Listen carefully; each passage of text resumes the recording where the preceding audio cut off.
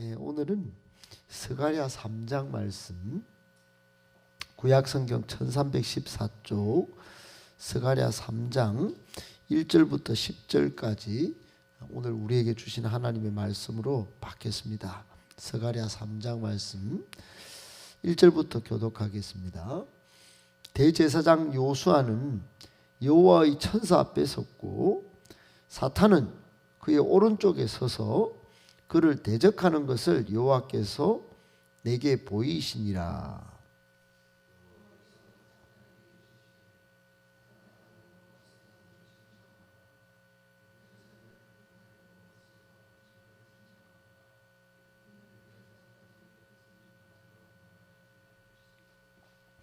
요수아가 더러운 옷을 입고 천사 앞에 서 있는지라. 여호와께서 자기 앞에 선자들에게 명령하사 그 더러운 옷을 벗기라 하시고 또 요수아에게 이르시되 내가 내 죄악을 제거하여 버렸으니 내게 아름다운 옷을 입히라 하시기로 내가 말하되 정결한 관을 그의 머리에 씌우소서 하매 곧 정결한 관을 그 머리에 씌우며 옷을 입히고 여호와의 천사는 곁에 섰더라. 여호와의 천사가 요수아에게 증언하여 이르되 만군의 여호와의 말씀에 내가 만일 내 도를 행하며 내 규례를 지키면 내가 내 집을 다스릴 것이요 내 뜰을 지킬 것이며 내가 또 너로 여기 섰는 자들 가운데 왕래하게 하리라.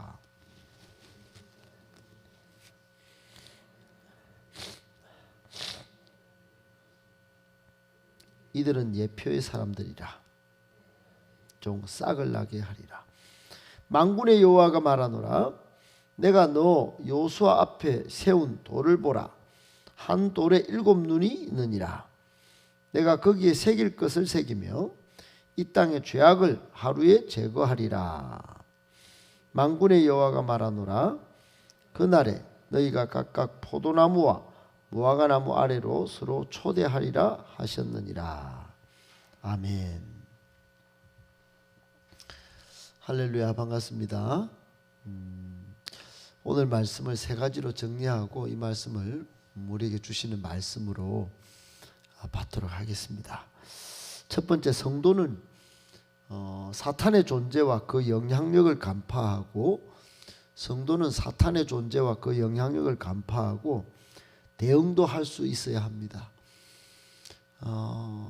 한마디로 사탄이 있다는 것입니다. 성경은 사탄이 있음도 계속해서 말씀하고 또 사탄이 영향력이 어떤지도 말씀하고 또 사탄을 대응하는 성도의 자세에 대해서도 말씀합니다. 여러분 오늘 본문 1절 2절에 보니까 이 스가랴 젊은 청년이라고 볼 수 있는데 페르시아의 다리오 왕 2년에 11월 24일 밤에 8가지 환상을 봅니다. 그 중에 오늘은 4번째 보는 환상인데 환상이라고 하는 것은 거의 꿈이나 또는 환상이라고 말하는 이제 눈으로 본 거죠. 눈으로 본 거. 하나님의 말씀을 대부분 귀로 듣는데 눈으로 본 겁니다. 하나님의 말씀하시는 것들을 하나님이 또 일을 펼쳐가시는 것들 눈으로 본 거예요. 근데 오늘 본 4번째 환상은 대제사장 요수아를 본 겁니다. 대제사장 요수아. 대제사장이 누굽니까? 예배를 집전하고 또 하나님의 집을 다스린 성전을 관리하는 그런 사람이 대제사장이지요.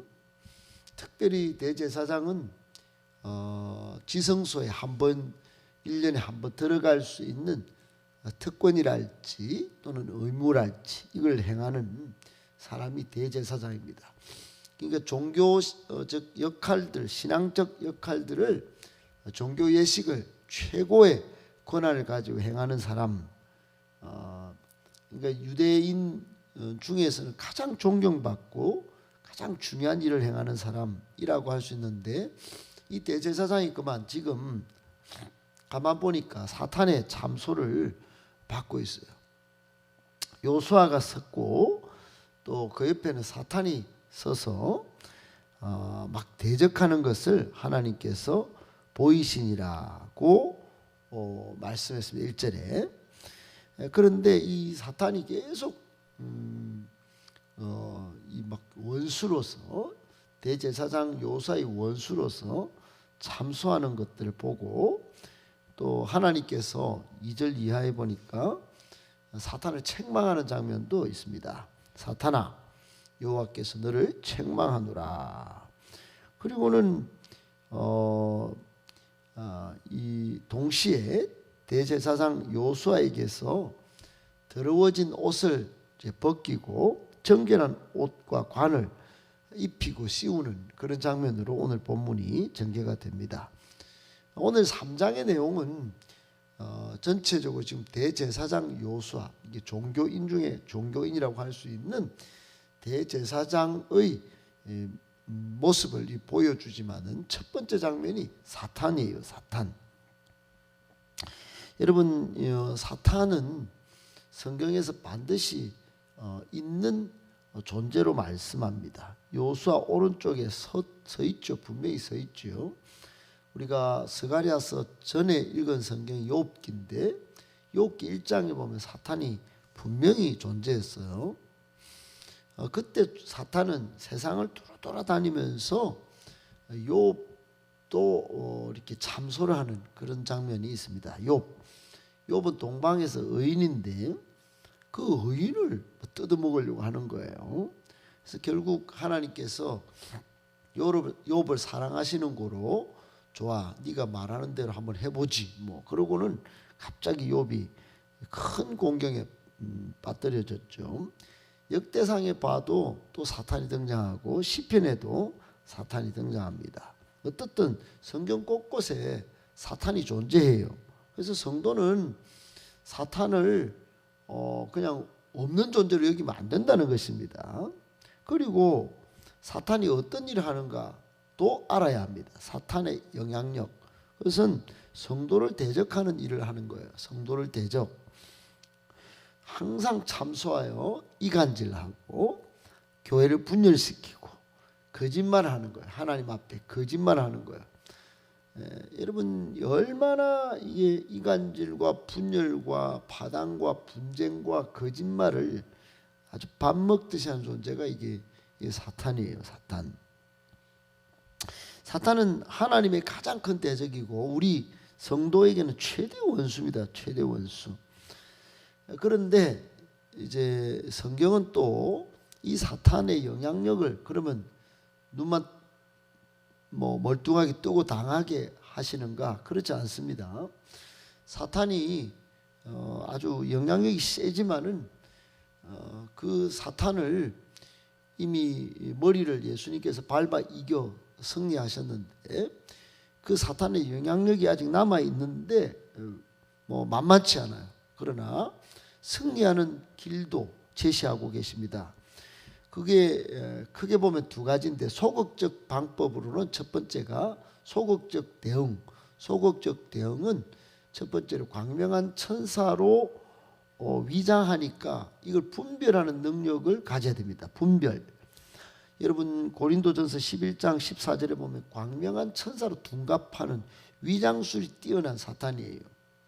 그러니까 위장을 해서 찾아오는 이 사탄을 일단 사탄이 오는지 안 오는지 분별을 할 수 있어야 대응을 할 거 아니겠습니까? 소극적 대응으로 첫 번째는 분별해야 됩니다. 분별을 어떻게 합니까? 성경을 많이 읽으면 됩니다. 성경을 많이 읽으면 사탄이 어떻게 침투해 들어오는지를 알 수가 있어요. 두 번째로는 틈을 주지 말아야 합니다. 에베소서 4장 27절에 사탄이 들어오는 틈을 주지 마라. 서로 부부간에도 싸우지 말고 교회도 싸우면 안 되는 거예요. 특별히 또 죄를 지으면 틈을 줍니다. 죄를 지으면 안 되는 거예요. 어떤 죄든. 요한 1서 3장 8절에 여러분, 죄를 짓는 행위 속으로 막 참소하는 이 사탄이 들어오니까요.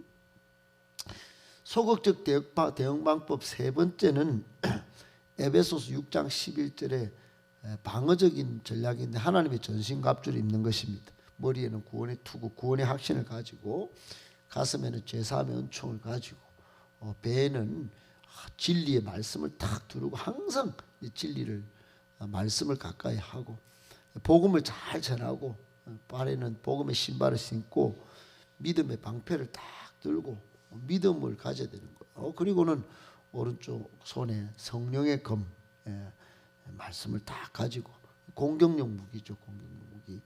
그러니까 구원의 확신과부터 쭉 해서 하나님 전신갑주로 몸을 가득 우리가 하는 수레바퀴의 삶, 하나님 앞에서 그걸 매일 돌려야 되는 거예요. 그렇게 할 때 사탄은 절대로 우리 성도가 분별해내고 또 틈을 주지 않게 되고 방어를 하게 되는 겁니다. 적극적인 대응은 딱 한 가지입니다. 대적하는 겁니다. 대적. 야고보서 4장 7절에 보면 마귀를 대적하라. 그래야만 피하리니 그래요. 베드로전서 5장 8절도 마찬가지예요. 마귀는 우는 사자와 같이 우리 성도를 삼키려고 덤벼드는데 피하면 안 되는 거예요. 대적해야 돼요. 대적. 여러분, 마귀는 그냥 뭐 대충 떠나가 주세요, 그렇게 하면 안 되는 거예요.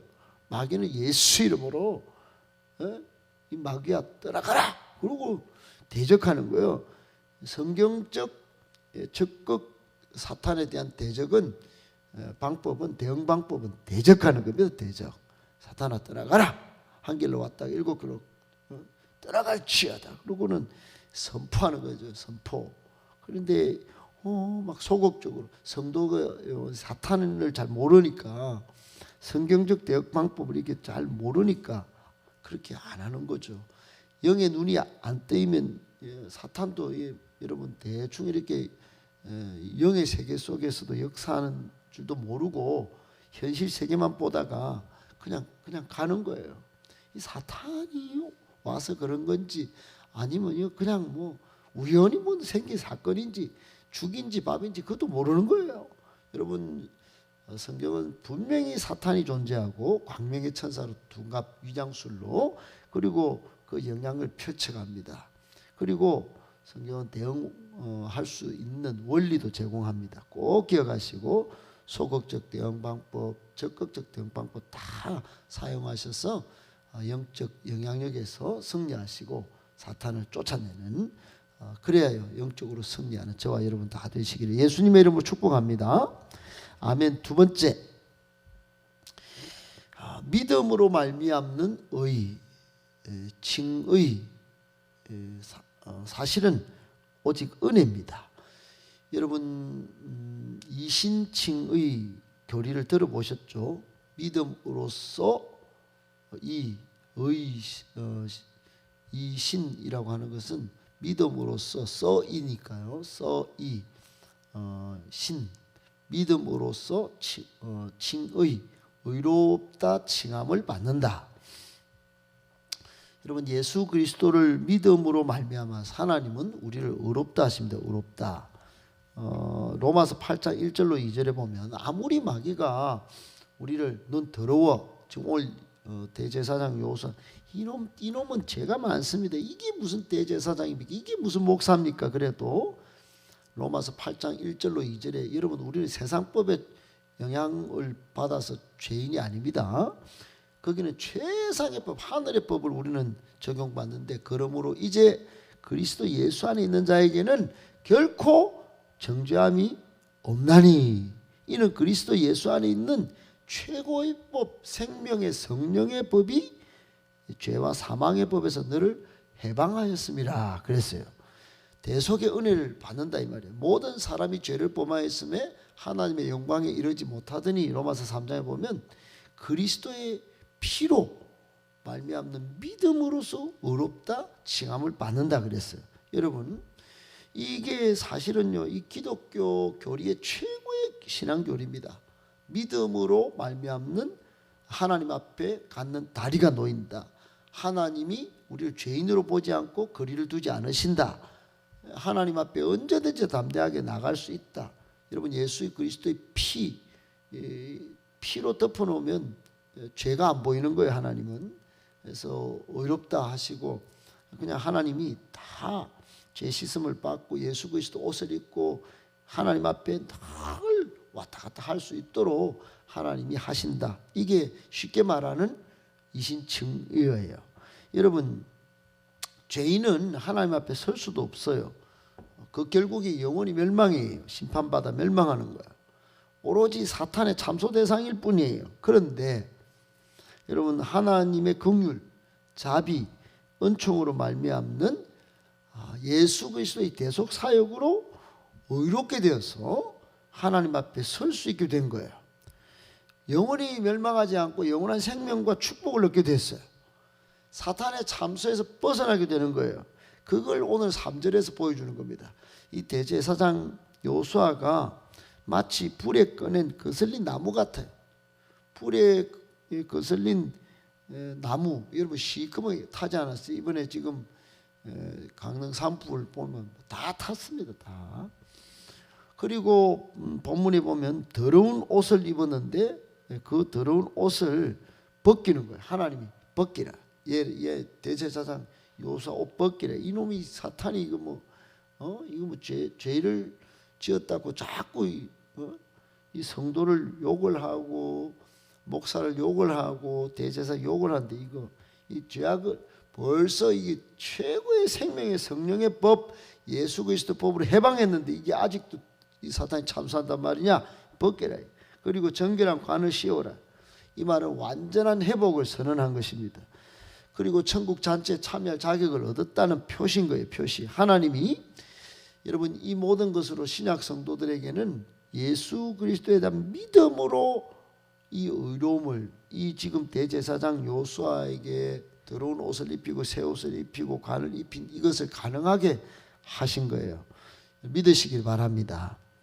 지금 우리에게는 노력으로 이게 얻는 게 아니에요. 그러니까 여러분 이 두 번째 오늘 주시는 말씀에 우리가 받는 교훈은 뭐냐? 이게 무슨 지금 요수아가 무슨 노력을 뭐 억수로 해가지고 지금 스가랴 보고 지금 이게 보게 하셨습니까? 전혀 아닙니다. 지금 사탄은 옆에서 끊임없이 참소를 했어요. 갑자기 하나님이 스가랴가 보고 있는 중에 이 사탄아 책망을 하시고 갑자기 지금 더러운 옷을 벗기라 하시고 그 새 옷을 입히시고 또 머리에 관을 씌우고 하는 건데 스가랴가 하는 역할은 있어요. 5절에 보니까 관을 머리에 씌우소서 그렇게 이제 완전한 회복을 구하는 장면은 있습니다. 어떻든 옷을 입히고 더러운 옷을 벗기고 새 옷을 입히는 그 의로움을 덧입는 장면은 하나님이 은혜로 주신 것이에요.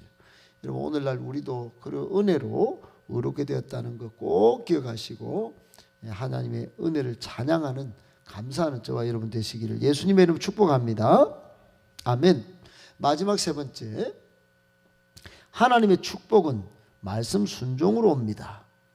여러분 오늘 6절 이하에 보면 하나님은 이제 요수아에게 또 이스라엘 백성에게 완전히 죄를 사하는 사역도 맡기시고 또 축복의 풍성함을 10절에 보니까 그날에 너희가 각각 포도나무와 무화과나무 같이 전부 다 열매가 과실나무인데 막 주렁주렁 맺어서 그 아래로 막 서로 초대하고 막 여러분 이런 말씀을 지금 축복의 말씀을 지금 선언하도록 요수아에게 말씀하시는 장면이 있습니다.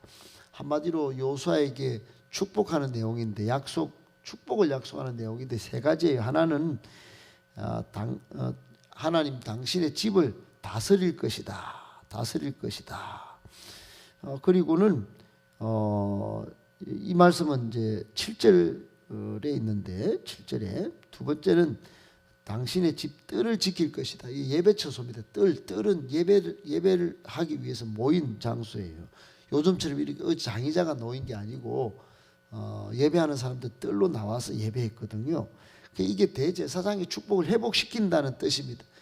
사탄이 막 이놈이 자식 이게 무슨 대제사장입니까? 우리는 인정할 수 없어요. 그리고 사탄이 계속 그런데 하나님은 요수아 됐어. 너는 의로움을 입었으니까 내 집을 다스릴 수 있어. 그리고 예배 처소를 지킬 수 있어. 그리고는 이스라엘 백성들 앞에 막 이제 왕래하는 축복도 허락하신다는 내용입니다. 그런데 조건이 딱 하나 있네요. 여러분, 조건이 하나 있어요. 하나님의 축복, 이 대제사장으로 회복되는 이 축복, 권위를 회복하는 이 축복 조건이 7절 앞에 뭐라고 되어 있냐? 네가 만일 내 도를 행하는 것, 내 규례를 지키는 것, 즉 말씀을 순종하는 것, 그것에 연동이 되게 하신 것이에요.